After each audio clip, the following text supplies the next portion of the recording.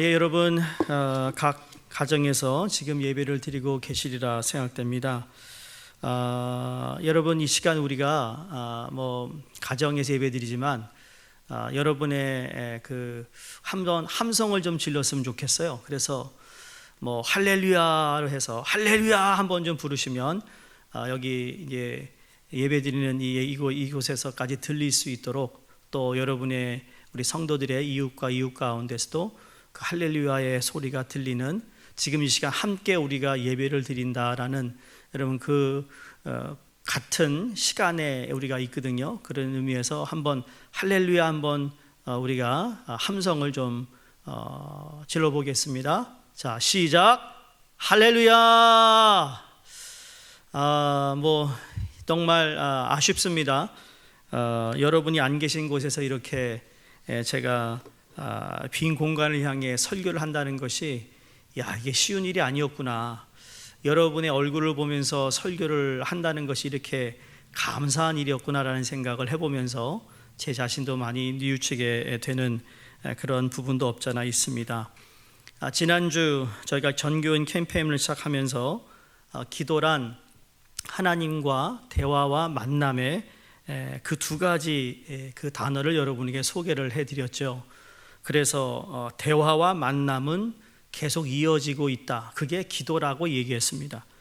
인류 역사상 주기도문만큼 자주 되풀이되며 입에 오르는 성경 구절이 또 있을까 할 정도로 아마 주기도문은 우리가 너무나도 잘 알고 있는 기도문입니다. 오늘의 본문 배경은 아마 이러한 이유에서 주님이 그들에게, 제자들에게 기도를 하는 방법을 가르쳐 주신 것이 아닐까 생각해 봅니다. 예를 들면 복음서에 예수님이 새벽 미명에 일어나셔서 기도하러 나가셨던 주님의 모습을 제자들이 분명히 보았을 것입니다. 또 바쁜 사역 가운데에서도 예수님은 그 힘든 육신의 몸을 가지고서도 하나님께 나아가 기도하는 모습을 제자들이 보았을 것입니다.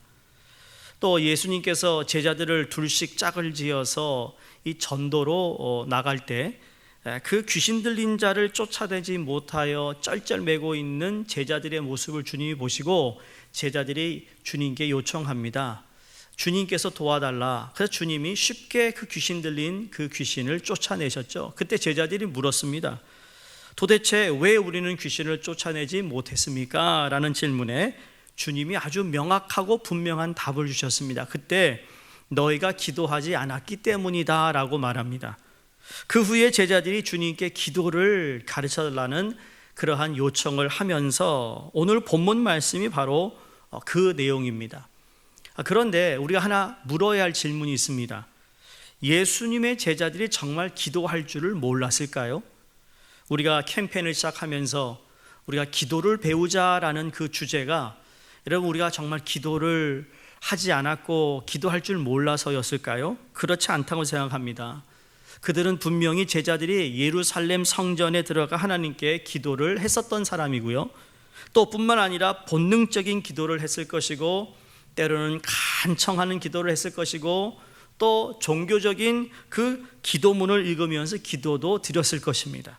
근데 오늘 그들 마음속에 정말 진심으로 기도하는 법을 가르쳐달라고 할 정도로 주님 앞에 이 기도의 갈망이 있었다라는 겁니다. 우리에게도 기도의 갈망이 있기를 바랍니다.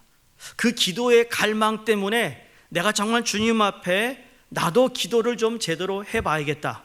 아니면 지금까지 평생 신앙생활 하면서 여러분들이 다 기도를 하셨던 분들이지만 나름대로 기도의 중요성을 알고 기도하신 분도 계실 것이고 그 기도의 중요성을 알면서도 게을러서 하지 못한 분도 있을 것이고 어쨌든 간에 우리는 이번 기회를 통해 주님이 가르쳐 주신 기도를 통하여서 우리의 기도를 재조명하는 시간이 되기를 바랍니다. 어떻게 보면 우리가 함께 모여서 기도할 수 없고 함께 모여서 예배를 드릴 수 없는 것 때문에 더 간절한 마음이 우리에게 있지 않나라는 생각을 해봅니다.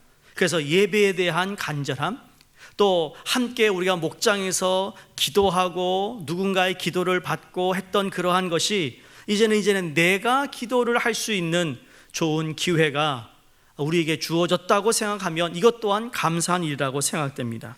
그런 의미에서 내가 알고 있는 기도에서 주님이 가르쳐 주신 기도의 배움의 자리로 나갈 수 있기를 주의 이름으로 축원합니다. 내가 알고 있었던, 내가 정의를 내리고 있었던 기도에서 이제 주님이 가르쳐 주신 그 배움의 자리, 거기까지 나아갈 수 있는 기회라는 것이죠. 이건 저에게도 축복이라고 생각합니다. 아무도 없는 곳에서 제가 이렇게 설교를 해야 한다는 것도 이게 참 쉬운 일이 아니지만, 그러나 하나님, 예배 전에 기도해서 하나님, 똑같은 우리가 성도들이 모여서 함께 예배 드릴 때 가졌던 하나님 그 충만함, 왜 성령님이 많은 사람들이 모인 곳에도 계시지만 나와 함께 하시고 계심을 내가 믿기에, 마치 허공을 치는, 아무도 없는 곳에 외치는 것 같지만, 그러나 이 외침이 오늘 여러분의 스크린을 통하여 여러분의 마음속에 전달되기를 주의 이름으로 간절히 소망합니다.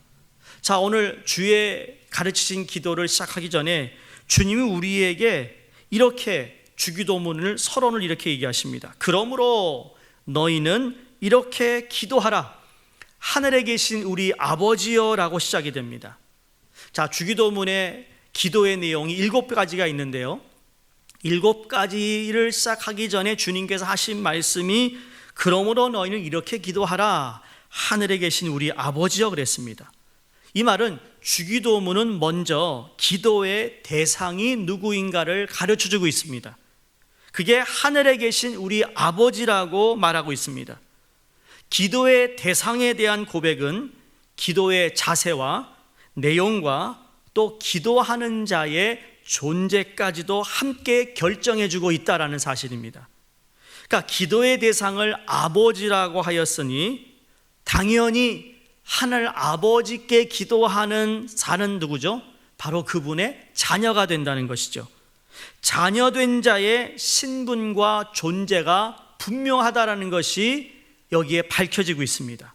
그래서 기도가 의무로 하는 것이 아니라 이것은 특권이라는 거예요. 사랑하는 자녀가 그의 사랑하는 아버지에게 기도하는 것이니 이건 소중한 자녀된 자의 특권임이 틀림없다라는 말입니다. 자, 하나님 아버지, 여러분 이 말이 그저 쉽게 나오지 않습니다. 여러분, 아무리 친한 옆집의 아저씨나 아니면 친한 아빠의 친구에게 내가 쉽게 아버지라고 부르나요? 그렇지 않습니다. 물론 아주 소수의 사람이 너무너무 가까우니까 그렇게 부르는 경우도 있겠지만, 그러나 그건 쉽게 부를 수 있는 언어가 아니에요. 사용하는 단어가 아니라는 거죠. 예수님께서 십자가에서 죽으시고 그 크신 권능으로서 이 본래 진노의 자녀들이었던 우리를 구원하셔서 하나님의 자녀가 되게 하셨다. 그래서 그가 우리의 의를 위하여 부활하심으로써 이제 내 아버지가 곧 너희 아버지다라고 요한복음 20장 17절에 말씀하신 것처럼 감히 아버지라고 부르며 또한 성령의 은혜로 인하여 양자의 영을 받았다라고 하실 수 있는, 이것이 쉬운 것은 아니지만 그러나 예수 그리스도로 말미암아 우리에게 허락하신 놀라운 축복이라고 말할 수 있습니다. 그래서 하나님을 감히 아버지라고 부르게 되었다라는 겁니다. 근데 그것도 내 아버지가 아니라 우리 아버지라고 얘기합니다. 우리에게 가르쳐주신 기도가 나만이 하는 기도가 아니라 우리 하나님께라는 이 우리라는 단어가 참 중요하다고 생각해요. 이건 공동체적 의미가 있다라는 겁니다. 한 하나님을 아버지라고 공동적으로 고백할 때에 같은 고백을 한 모든 사람은 이제 나의 형제가 되고 자매가 되는 똑같은 은혜를 받았다라는 거예요. 이 공동체적 유대와 그 화목한 관계가 하나님을 부르는 기도 속에 선명하게 나타나 있습니다. 기독교의 특징 가운데 하나가 바로 이 공동체 의식에 있음을 분명히 알아야 합니다. 우리가 함께 예배를 드리지 않지만 그러나 여러분의 각 가정에서 드리고 있는 그 작은 공동체, 그러나 이 시간 함께 드려지는 우리 예배라고 할 수 있는, 이게 바로 기독교가 우리에게 주시는 공동체의 의식인 것이죠. 다른 교회들도 뭐 온라인 예배를 드리겠지만, 그러나 뉴욕 수정교회 성도님들이 이 시간 함께 우리가 모여서 예배를 드리고 있다, 이게 얼마나 귀한 것인지 모릅니다. 그런 의미에서 내 아버지인 동시에 저 사람의 아버지가 될 수 있다면, 나에게 사랑을 베푸시면서 동시에 하나님은 저 사람에게도 사랑을 베푸신다, 이 같은 바른 신앙 고백이 우리 기도 속에 늘 새롭게 확증되어야 한다는 것입니다. 그런 의미에서 내가 지금 기도하는 내 기도 제목이 또 누군가의 기도 제목이 될 수 있다는 거죠. 그 기도 제목을 듣고 계시는 하나님 아버지는 한 분이 되신다는 이야기입니다. 자, 그러면 오늘 서론은 그렇고 본론이 들어와서 주님이 가르치신 첫 번째 기도 간구가 이것입니다. 이름이 거룩히 여김을 받으시오며입니다. 베드로전서 3장 15절에 보시면 너희 마음에 그리스도를 주를 삼아 거룩하게 하라라고 말씀이 있습니다. 이 말씀은 주께서 항상 우리 마음의 주인이 되시어서 우리 생활 전체를 거룩하게 해야 한다는 뜻입니다. 여기 거룩히 여김을 받으시오며라는 이 거룩이라는 개념이 참 중요합니다. 크게 두 가지의 의미가 있는데요, 우선 이 거룩이라는 단어가 이 히브리 사람들에게는 이것이 거룩, 홀리라는 의미로 그냥 그렇게 쓰여졌는데, 그 당시에 지배하고 있었던 헬라인들의 헬라어를 보면 이건 구분하다라는 단어도 쓰여졌다라는 거죠. 그러니까 하나님의 이름은 특별히 구별되어야 한다. 이유가 뭐냐면 거룩하기 때문이라는 거죠. 그러면 이 거룩에 대한 크게 두 가지 의미가 있다면, 하나는 높이는 거룩입니다. 거룩이라는 말을 어원적으로 보면 무겁다라는 뜻이 있는데요, 그런 의미에서 무겁다라는 것을 히브리적 개념으로 이해하면 중하게 여긴다라는 뜻입니다. 하나님의 이름은 구별할 뿐만 아니라 무겁게 여겨져야 한다. 그래서 십계명에 보시면 하나님의 이름을 망령되이 일컬지 말라라고 한 말씀이 그 말씀입니다.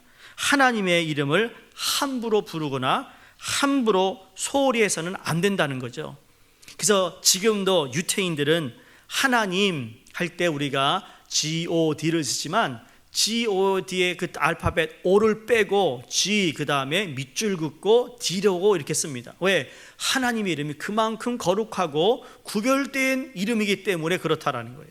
그래서 성경에는 하나님의 이름을 대신해서 야훼라든지 다른 단어로 이렇게 구분되어 기록되어 있는 이유가 바로 그런 이유죠.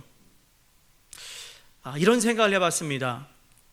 제가 초등학교 때 한국에서 이렇게 학교에서 끝나고 친구들하고 놀다가 이제 집에 막 들어갈 때 되면 갑자기 애국가가 막 들릴 때가 있습니다. 그 시간이 기억이 안 나는데 애국가가 나오면 가던 길을 다 멈췄던 것을 기억합니다. 그래서 다 서가지고 학생들은 이 손을 가슴에 얹고, 또 직장인들은 그냥 그대로 서 있고, 군인 아저씨들은요 딱 경례를 하고, 그걸 보면서 야, 애국가가 나올 때 우리가 가졌던 거 뭐냐면, 야, 참 무겁게 여겼구나. 그 애국가에 대하여 어떻게 보면 그냥 곡조에 가사를 붙인 건데, 그러나 그 애국가가 흘러나올 때는 가던 길도 멈추고, 그리고 그 자리에서 애국가가 끝날 때까지 기다렸다라는 거예요. 마찬가지로 하나님의 이름을 부를 때마다 우리 마음에는 무거운 자세가 있어야 된다는 거죠. 여기에 높인다라는 거룩의 의미가 담겨져 있습니다. 그래서 하나님을 높임의 거룩임입니다. 두 번째로 이 거룩은 성결하다 또는 깨끗한 의미의 거룩입니다. 하나님을 거룩히 여김을 받으시옵소서 할 때는 누구에 의해서 거룩히 여김을 받느냐 하는 문제가 있습니다. 하나님은 온 인류를 위해, 특별히 믿는 사람들에 의해 나로 말미암아 그 이름이 거룩히 여김을 받으셔야 된다는 말씀을 하고 있습니다. 그러므로 아버지와 자녀의 관계이면서도 그 하나님을 거룩히 여김으로 내가 그분 앞에 나아가는 나의 자세가 어떠한 자세야 되어야 되는가? 두 번째 간구는요, 나라가 임하오시며 라는 간구입니다. 여러분, 우리 한국말에는 이 문법상 관사라는 것이 이렇게 다른 언어에 비해서 중요하게 여겨지지 않는 그러한 말이죠. 예를 들면 언어 공부를 하잖아요. 영어 공부를 한다, 뭐 라틴어다, 뭐 이런 같은 뿌리에서 나온 이 언어를 보면 이 관사, 아랫글이 참 중요합니다. 그 어떤 나라를 이야기할 때도 그 나라, 어떤 나라에 이거 아주 중요하게 우리가 그 중요성을 얘기할 때, 구체적으로 무언가를 우리가 얘기할 때 이 관사를 쓰잖아요. 그러니까 영어에서 반드시 우리가 알아야 하는 중에 하나가 the라는 관사와 그 다음에 알파벳 A라는 관사입니다. 이걸 어떻게 사용하느냐라 따라서 영어 공부를 해보신 분은 알잖아요. 이걸 언제 붙여야지 참 애매할 때가 많아요. 근데 쉽게 구분하는 방법 중에 하나가, 예를 들면요, 나는 영화를 보러 극장에 갑니다 라고 했을 때 소위 영어로 I am going to a movie 그럽니다. 여기에는 관사가 A를 썼어요. 근데 영화를 보고 난 다음에 나와서는 뭐라고 말하는, 나 그 영화 봤어 그럴 때는 I watch the movie 그럽니다. 그러니까 그 더를 쓴다는 거죠. 그러니까 관사를 사용함으로써 구체적인 것을 구분하는 것이 이 영어의 중요한 문법 중에 하나인데, 예수님께서 나는 길이요 진리요 생명이니 나로 말미암지 않고는 아버지께로 올 자가 없다라고 하신 그 유명한 말씀에도 예수님이 I am a way가 아니고 the way라고 했습니다. 나는 그 한 길밖에 없다라는 거죠. 이 많은 종교들은 뭐 구원이 여기도 있고 저기도 있고 얘기하지만 우리 기독교에서 말하는 하나님께 가는 방법은 the way라는 거예요. 그것은 예수님밖에 없다라는 거죠.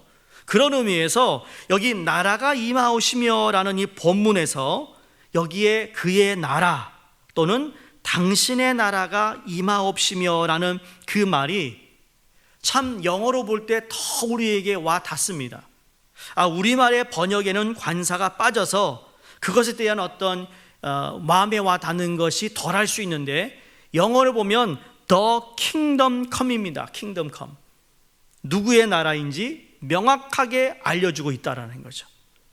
나라가 임하오시며 그냥 보통 나라가 아니라 하나님의 나라가 임하옵시며라는 거예요. 그러므로 우리 하나님의 백성이므로 당신의 나라가 임하옵소서라는 기도를 해야 된다는 것입니다.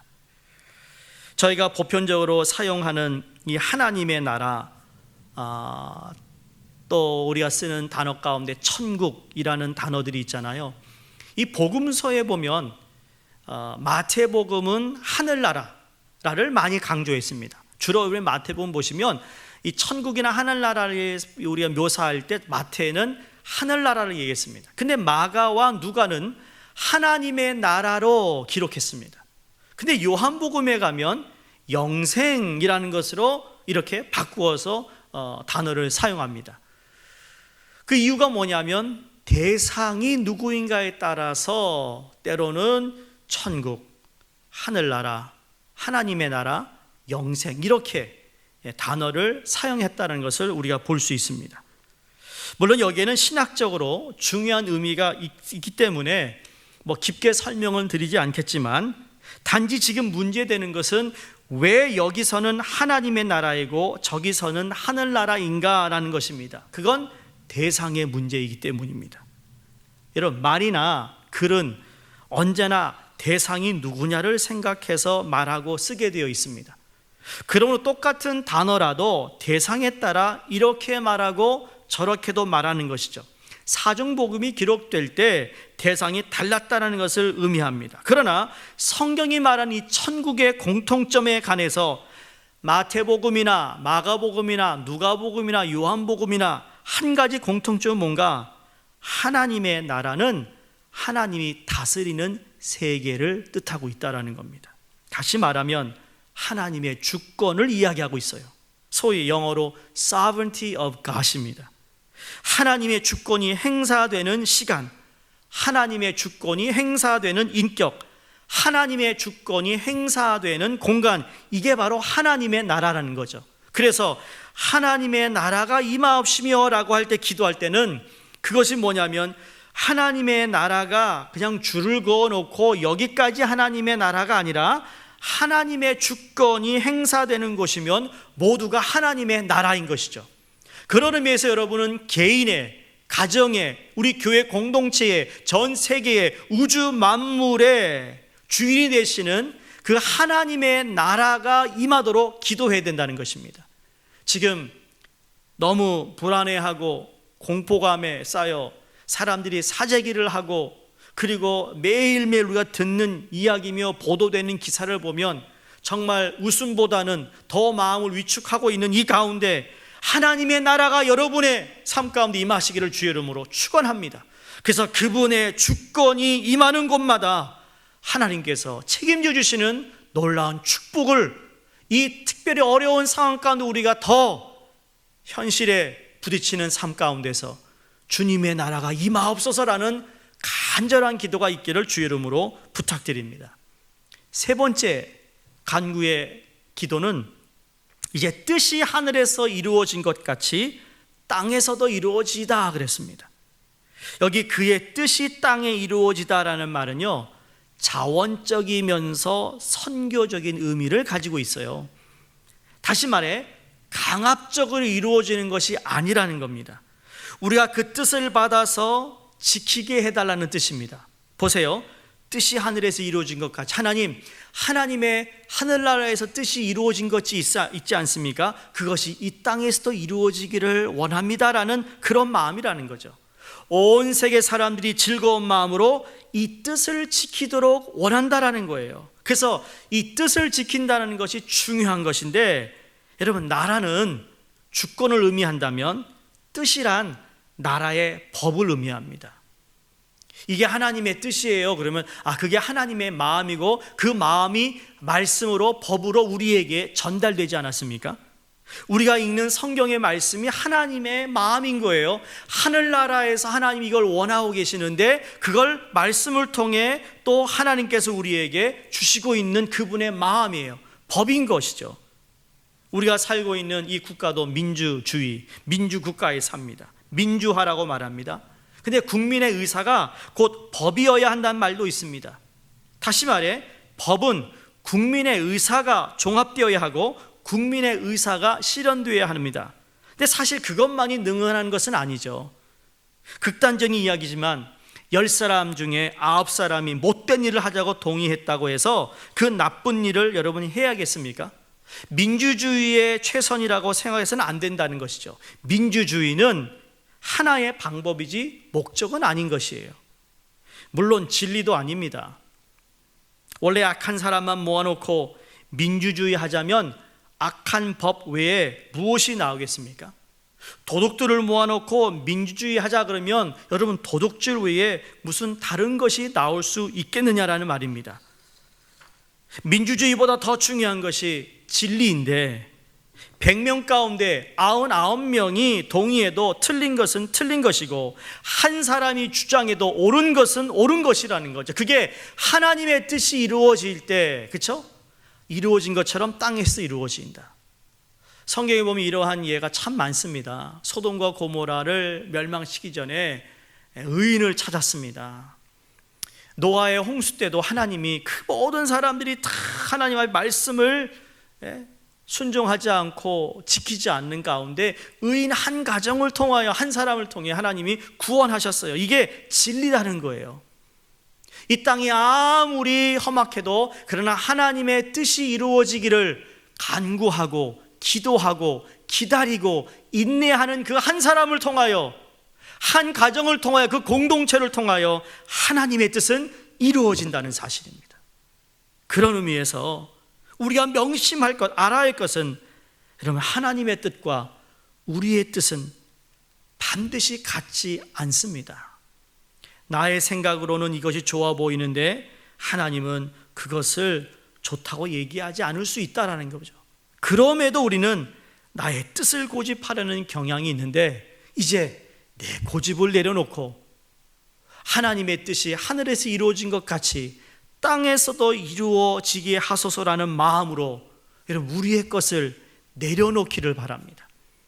내가 이 세상에 듣고 있는 여러 가지의 정보들을 가지고 내가 만들어 놓은 어떤 여러분 세상을 꿈꾸기보다는 하나님께서 우리의 뜻하신 것을 내가 그대로 수긍하고 받아들이며, 하나님 오늘도 주의 뜻이 이루어지기를 바랍니다.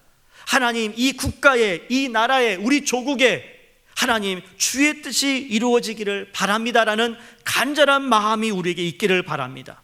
여러분, 이게 내 뜻을 구하지 않고 하나님의 뜻을 구할 때마다 하나님 우리에게 늘 구하지 않은 것도 허락해 주시는 축복을 우리가 보지 않았습니까? 그런 의미에서 일단 하나님의 뜻이라는 것을 알았으면 다른 것은 보지 말고 꾸준히 그 뜻이 이루어지기를 소원하며 그 삶을 살아가기를 주의 이름으로 축원드립니다.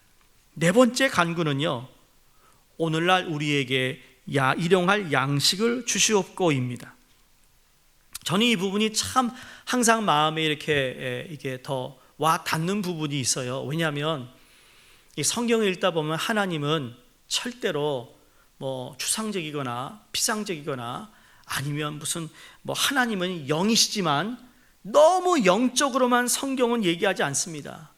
신령한 가운데에서도 이 말씀을 우리가 순수하게 받아들여야 할 태도가 중요하다고 생각하는데요, 그게 뭔가 하면 하나님은 우리의 몸을 돌보심으로 글자 그대로 먹을 것을 달라고 기도하라라고 말하고 있습니다.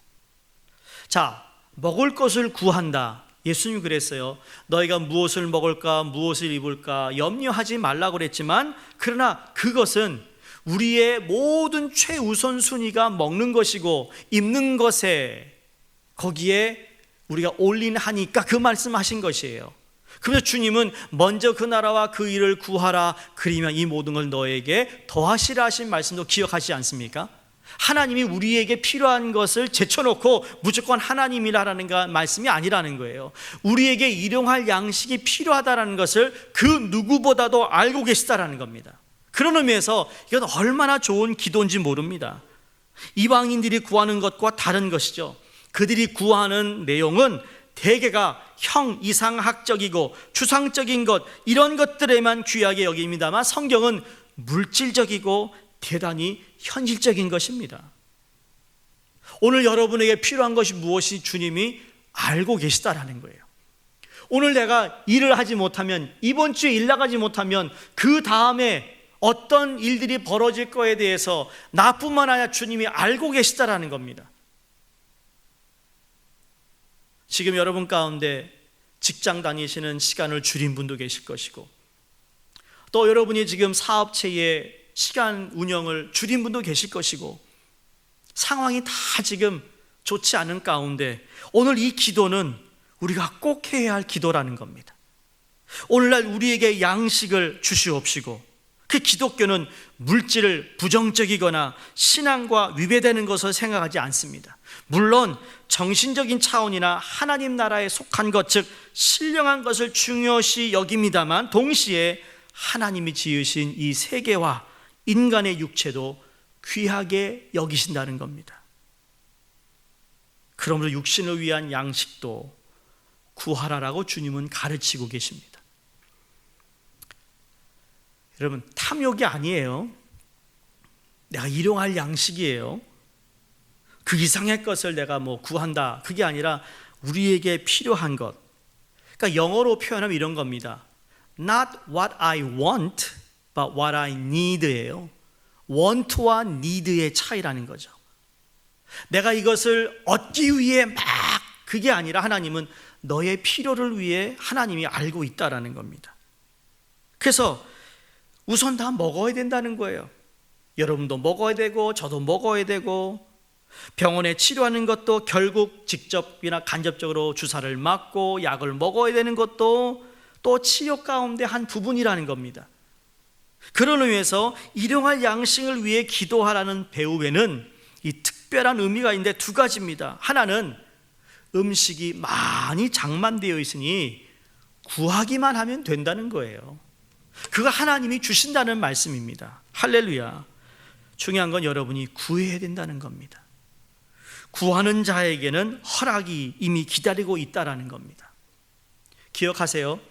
지난번에 우리가 캠페인을 시작하면서 우리가 본능적인 기도와 선물적인 기도를 말씀드렸죠. 선물적인 기도가 뭐라 그랬습니까? 우리가 하나님께 나와 구하는 것마다 하나님은 다 주실 수 있는 준비를 하신 분이라고 그랬어요. 그래서 이 기도의 응답이 선물인 것이고 기도할 수 있는 자체가 선물이라 한 것처럼 우리 주님은 우리가 먹을 수 있는 음식을 많이 준비하고 계시는데 그걸 매일매일 주님께 구하라라고 얘기하고 있습니다. 두 번째 여기에 일용할 양식의 중요한 건 바로 이 많은 음식을 장만하고 계신 분이 누구냐면 아까 우리가 주기도문을 시작할 때 하늘에 계신 우리 아버지여 이름이 거룩히 여김을 받으시옵소서라고 했지 않습니까? 그 하나님 아버지께서 그 모든 일용할 양식의 공급자가 되신다는 거죠. 그러니까 그분이 모든 것을 서포트하고 있다는 거예요. 적어도 하루 3번씩은 아버지에게 일용할 양식을 달라고 말하는 겁니다. 그래서 우리가 하루에 3끼를 드시는 분이면 3번 하나님 오늘도 나에게 일용할 양식을 주심을 감사합니다. 그러면서 그 기도의 내용에는 그 다음 것도 하나님이 허락해 주실 것을 믿고 있는 것이죠. 유명한 고아의 아버지 조지 뮬러가 기도를 응답을 엄청나게 많이 받았다고 하지 않습니까? 그분의 책에 보면 순간순간마다 어젯밤에 잘 때는요 그 다음날 아침 고아들에게 먹일 음식이 없었습니다. 그러나 새벽 일찍 일어나 하나님께 기도하는 가운데 과거에도 하나님이 먹을 것을 주셨던 하나님을 의지하며 그것을 위해 기도합니다. 그런데 아니가 다를까 아침 일찍 지나가던 빵 트럭이 고장이 나서 그 고아원에 있는 아이들에게 빵을 다 넣어줘야 하는 그러한 상황이 한두 번이 아니지 않습니까? 이름 모를 사람이 또 기부를 해서 그 아이들이 먹을 수 있는 것을 허락해 주시는 그러한 내용을 보면 참 재미가 있습니다. 그 말은 여러분 오늘 이 아침에 식사를 하셨다면 다음 끼니도 하나님께서 주실 것이라는 것을 믿고 기도하는 우리의 마음 가운데 자세 가운데 하나님은 매일매일 필요한 양식을 우리에게 주실 줄로 믿습니다. 일용할 양식이라고 그랬어요. 여러분 일용할 양식 이건 번역함에 따라 이렇게 우리가 번역할 수 있겠어요. 날마다의 양식입니다. 날마다의 양식이라는 다음 날을 위한 양식일 수 있고 더 크게는 필요한 양식이 될 수도 있겠습니다. 아무튼 그날 적절하게 필요한 양식을 우리에게 주시는 하나님을 찾으라는 말씀입니다. 출애굽기 16장 1절에서 21절 말씀 보시면 이 만나가 내려온 사건이 기록되어 있습니다. 만나는 매일매일 하늘로부터 내려왔습니다. 미련한 사람이 내일 몫을 걷어놓았다가 어떻게 되죠? 다 썩어서 먹을 수가 없었습니다. 그래서 하나님께서 너희는 매일매일 내리는 이 양식을 매일매일 그날 거두라고 그랬거든요. 만약 내일 만나가 내리지 않다면 어떻게 될까요? 굶는 수밖에 없을 것입니다. 그야말로 일용할 양식만 허락하신 것이라는 뜻입니다. 왜 하나님이 그러면 며칠을 좀 썩지 않게 주셔도 되는데 왜 그랬을까?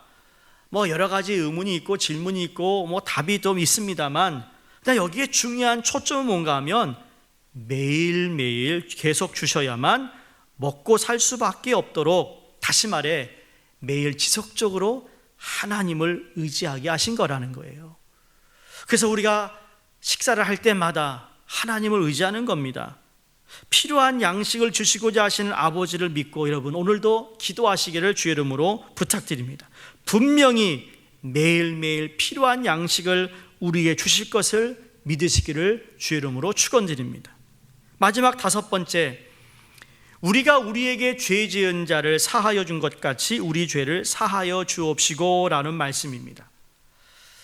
지금 하나님께서 성경에 쓰인 많은 말씀 가운데 다 중요한 말씀인데 어떻게 표현하면 더 큰 말씀은 무엇인가 하면 하나님 말씀 큰 말씀은 내 죄를 사했다라는 말씀이라고 저는 믿습니다. 여러분 죄 사함만큼 큰 축복이 없습니다. 왜냐하면 죄 때문에 죽을 수밖에 없었던 우리예요. 죄 때문에 하나님과 우리는 분노의 아주 원수였습니다. 사단 아래 있었는데 우리가 구원받아 죄 사함을 받았다라는 것만큼 너무너무 중요한 게 없습니다. 예수님이 왜 이 땅에 오셨습니까? 우리의 죄 때문에 오셨거든요. 우리가 하나님께로부터 받아야 할 복들이 많지만 반드시 받아야 하고 또 계속적으로 받아야 할 복은요, 사죄함입니다. 죄 사함입니다. 기억하시죠? 복음서에 보면 친구 4명이서 그 예수님이 계시니까 집을 들어갈 수 없어서 지붕을 뚫고 그 친구 환자를 이 아래로 내려보냈어요. 예수님이 그들을 보았을 때 첫 번째 하신 말씀이 뭐죠? 내 죄를 사했다라고 말씀합니다. 우리가 가끔 가장 근본적인 문제를 잊어버리고 자꾸 시시한 문제들을 가지고 기도할 때가 얼마나 많은지 모릅니다. 뭐 그렇다고 해서 여러분 그게 급한 거니까 시시하다라고만 정의 내릴 수 없지만, 그러나 이거에 비해서는 시시하다라는 거예요. 오늘 내가 무슨 자식을 위해서, 뭐 남편을 위해서, 아내를 위해서 뭐 많은 기도를 합니다. 이건 2차, 3차의 문제라는 거예요. 무엇보다 우선되어야 할 기도는 죄 사함의 기도입니다. 왜냐하면 죄의 문제가 해결되어야만 우리에게 진정한 평화가 오기 때문입니다. 여러분, 만약에 여러분이 지금 처해 있는 상황을 가지고 여러 가지 내가 힘이 닿지 않아요. 한계가 있어요. 그런데 여전히 죄에 대한 평화가 없어요. 사함이 없기 때문에 없는 것이죠. 그런 가운데 내가 명예를 얻고, 그런 가운데 내가 무슨 재산을 얻고, 여러분 이게 내 안에 있는 평화가 없는 가운데 얻는 것은요, 이건 오히려 우리에게 더 아픔을 가져다 줄 것이고 힘들어질 것이라는 거예요. 고통의 이유는 돈이 없어서가 아니라, 고통의 이유가 무슨 가난해서가 아니라 이건 오직 죄와 죽음 때문에 우리가 고통하는 겁니다. 오늘 사회를 보세요. 왜 이렇게 어렵게 상황이 벌어지는가? 이게 바로 인간이 가지고 있었던 어떤 숨기고 누구를 미워하고 그 안에 있는 이 고통이 다 죄라는 거예요. 이 죄 사함을 위하여 주님께서 오셨거든요. 그래서 오늘 주님이 가르치신 기도에도 죄 지은 자를 사하여 준 것 같이 우리 죄를 사하여 달라고 기도합니다. 다시 말해 용서를 구하는 기도를 하라고 예수님이 가르치고 있습니다. 바꿔 말하면 용서를 구하기만 하면 용서하겠다라는 말씀입니다. 자, 오늘 주기도문의 전제조건은 뭔가 하면, 이 기도를 하면 하나님이 무엇이든지 들어줄 수 있는 하나님임을 우리에게 보여주고 있습니다. 어떤 이런 신뢰를 들 수 있겠는데, 어느 가정에 그 자녀가 부모에게 거짓말하거나 아주 못쓸지를 해가지고 부모에게 매를 맞습니다. 매를 때리면서까지 부모가 그러면 너 잘못했지? 잘못했다고 얘기해. 근데 이 아이가 어떡하죠? 꽉 그냥 입을 다물고는 잘못했다는 얘기지 않습니다. 그러면서 여러분이 그러잖아. 이거 너 도대체 누구 닮아서 이래? 아빠 닮았니? 엄마 닮았니? 누구 닮았니? 핑계를 막 댑니다. 여러분 그런 거 하지 마시고, 그러나 마음속에 이놈아 제발 좀 잘못했다고 말해라 라고 어머니가 애원을 하지 않아요? 근데 잘못했다 한마디 하면 다 용서할 것인데 용서가 안 되는 겁니다. 오히려 더 부모가 화가 나는 겁니다. 이 못된 고집 때문에 더 화가 날 때가 있잖아요. 그런 의미에서 용서하라는 거예요. 용서에는 2가지 조건이 있어요. 첫째는 용서해달라고 기도하는 것입니다. 두 번째는 회개 없이는 용서가 되지 않습니다. 2가지가 같이 가야 돼요. 하나님이 아무리 우리를 용서해 준다 하더라도 내가 하나님 용서해 주세요, 내가 잘못했습니다라고 고백해야 된다는 겁니다. 그런 의미에서 하나님도 회개하지 않는 죄인을 용서하지 못한다고 유명한 말을 남겼던 성 어거스틴처럼 우리 죄를 사하여 주신 용서로 우리도 용서할 수 있기를 주의 이름으로 축원드립니다. 6번째 간구입니다. 우리를 시험에 들게 하지 마시옵고입니다. 성경에 나타난 시험이란 어떤 뜻일까요? 신약에 나타난 시험은 원어에 보면 2가지인데 tempt라는 단어와 test라는 단어가 함께 쓰여집니다. 근데 오늘 여기에 쓰여진 성경 말씀은 소위 tempt, 다시 말하면 넘어뜨리기 위한 올가미의 시험이 아니라 테스트, 무엇을 할 수 있는가에 대한 능력을 알아보는 실험이었다라는 겁니다. 그러니까 우리를 시험에 들게 하지 마옵시고, 그래서 하나님 우리를 넘어뜨리려고 하는 시험을 주시는 분이 아니라 그 시험을 통하여 내가 무엇을 할 수 있는가에 대하여 초점을 두고 있다라는 거예요. 사단은 우리에게 시험을 주는데 올가미를 우리에게 주어서 넘어뜨리기 위한 시험입니다. 우리가 삶 가운데 여러분 누군가 여러분을 시험하고 있습니까? 그러면 그 사람과의 관계가 우리는 제대로 분별해야 됩니다. 영적으로 저 사람하고 있으면 늘 내가 죄 짓는 일을 하는구나, 누구를 미워하는구나, 누구를 시기하는가. 그럼 여러분 그 시험에 들지 말아야 되는 거예요. 그러나 그 사람을 통하여 내가 무엇을 할 수 있다는 능력을 내가 알게 되었어. 참 저 사람을 통해 내가 이런 게 가능한 것을 알게 되었어. 이건 참 얼마나 귀한 것입니까?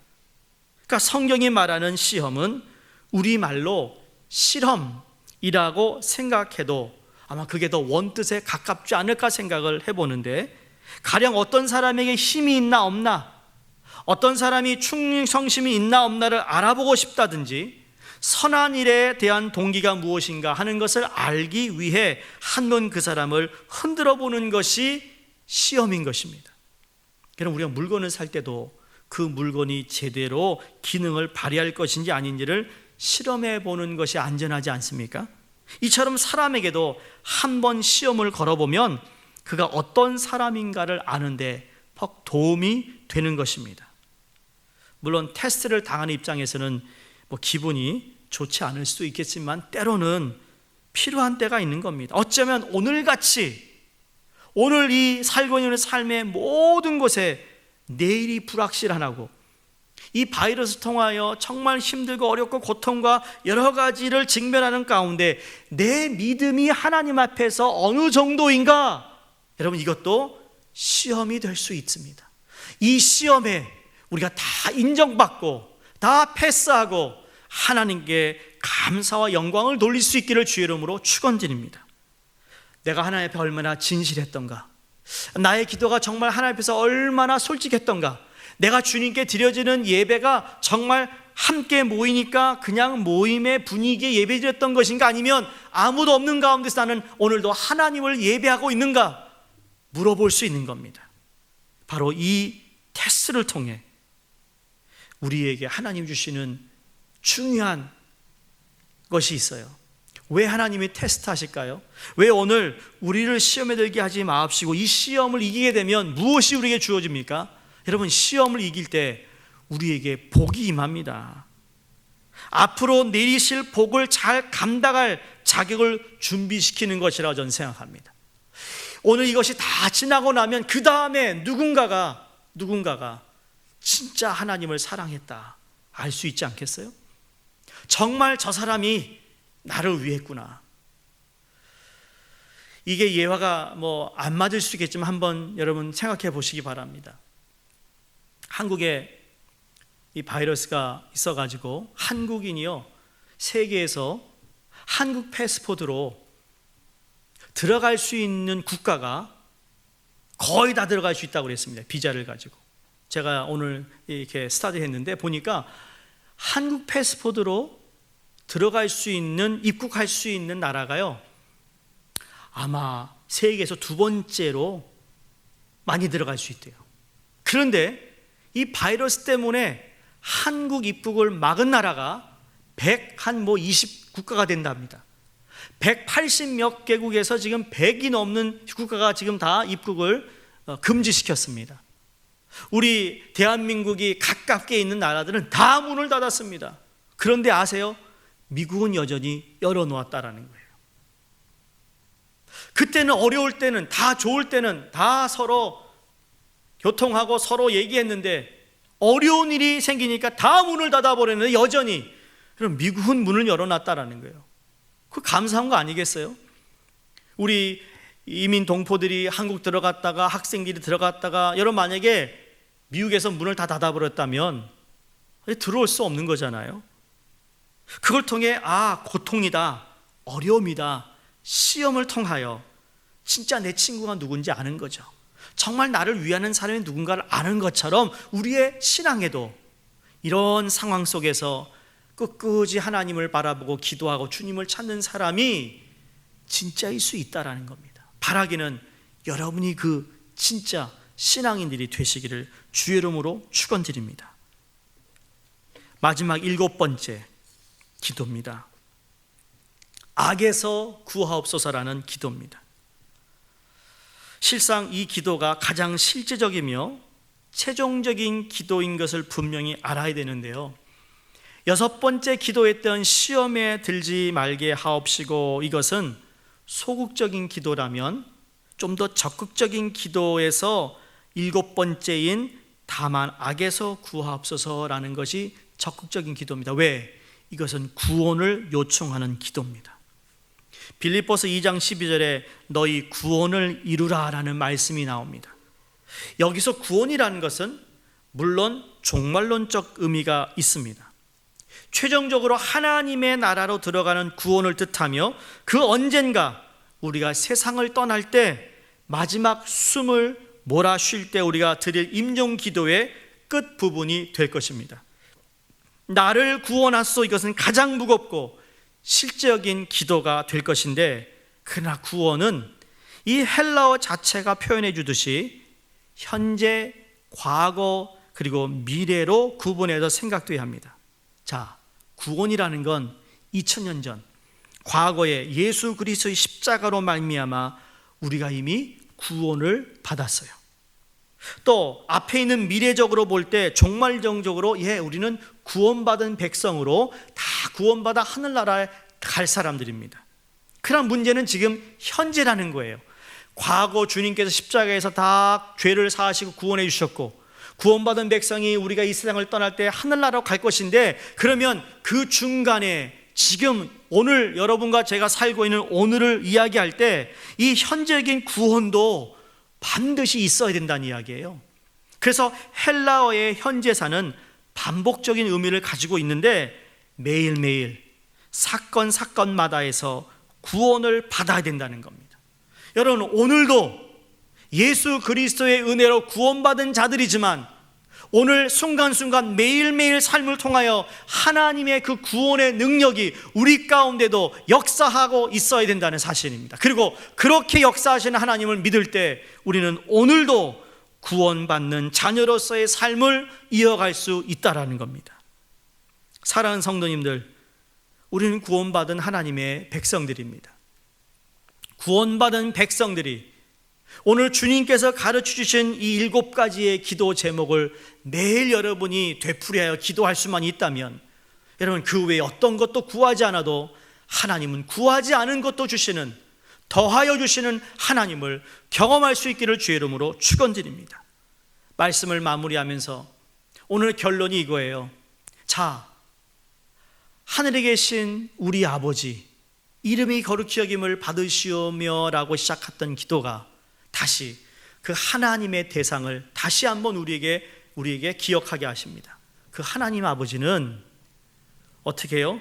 나라와 권세와 영광이 그분께, 아버지께 영원히 있다라고 고백합니다. 나라입니다. 나라라는 건 왕이 다스리는 곳을 뜻합니다. 그 나라 안에 거할 때 우리는 보호를 받게 되어 있습니다. 두 번째, 권세입니다. 이건 능력입니다. 소위 파워라는 겁니다. 누군가에 의하여 우리가 정말 그분의 능력 안에 우리가 사는 것이라는 거죠. 다스리는 힘이 있다라는 겁니다. 그래서 이 하나님의 나라가 우리에게 임하고 하나님의 다스리는 힘이 우리를 받쳐주고 있고, 그렇게 살아가는 그 사람들의 삶 가운데 아버지의 영광이 드러난다. 다시 말해 빛이 비추는 것이라는 거죠. shine 한다는 거예요. 이게 어떻게 해요? 잠시 있다 가는 것이 아니라 영원히 있을 것이다. 이 세상의 왕, 이 세상의 지도자는 잠깐 권세를 누리고 살아가겠지만 우리 하나님은 영원 무궁토록 그 나라와 권세와 영광을 누리시게 된다는 사실을 기억하면서 현재 코로나19 바이러스로 인한 어려움 가운데 우리 주님이 가르치신 기도를 매 순간순간 기도 드릴 때 하나님의 나라가 이 땅을 다스려 주시기를 주의 이름으로 기도하며 축복을 드립니다.